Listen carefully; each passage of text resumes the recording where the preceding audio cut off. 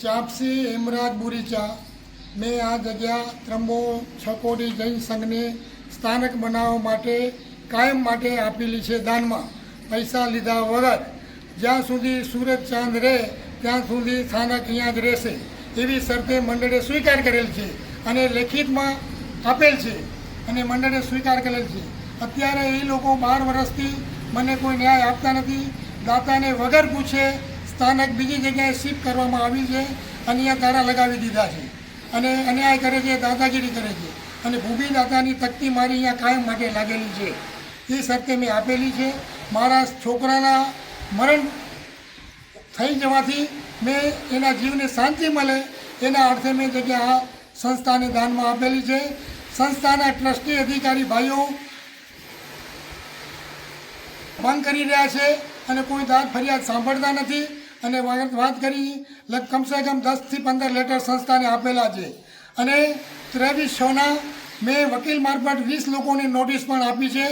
Charitable trust કમિશનરને થાણામાં, charitable commissioner ભુજમાં,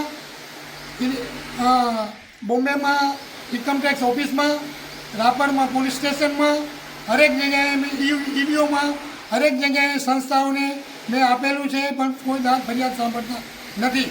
તો હવે આજની તારીખથી આ જગ્યાની અંદર કોઈ પણ ખામી હોય અથવા તો કાંઈ પણ રિપેરિંગ કામ કરવાનું હોય તો સંસ્થા આની રિપેરિંગ કરીને તાબડતોબ ધર્મનું કામ ચાલુ કરે અને ધર્મગુરુ સાધુ સંતોને અહીંયા સ્થાનક થવી જ જોઈએ.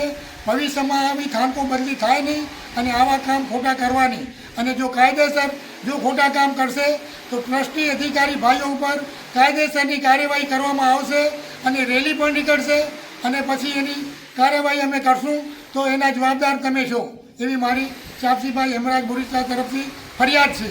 અને 24 તારીખના સાધુ સંતનો પ્રવેશ થાય છે ગામમાં તો એ સાધુ સંતને નરમથી વિનયથી કહેજો કે ચોમાસા આ સ્થાનકની અંદર થવા જોઈએ.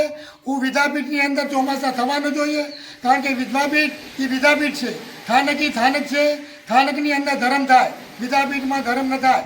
ભલે સ્થાનક નાનકી હોય કે મોટી હોય પણ એને મોટી આપણે બનાવી શકીએ છીએ, સમજ્યા? તો આ જગ્યાએ તમે આ વસ્તુને કોઈ બી જાતની તમે એને આનાકાની કરો નહીં અને એના અવગુણ ગાઓ નહીં. જ્યારે સંસ્થાને આ જગ્યા મળી ત્યારે આ ગામ ત્રંબો ઊભું થયું છે એવું ચાપસીભાઈ તરફથી આપણા મંડળ તરફથી તમે લેટર આપેલા છે. તો આ હું ગામની વિનંતી કરું છું હાથ જોડીને કે તમે ધર્મનું ભંગ કરો નહીં અને ધર્મમાં આડો આવો નહીં અને આ જગ્યા સારી રીતે વાપરો એવી ચાપસીભાઈની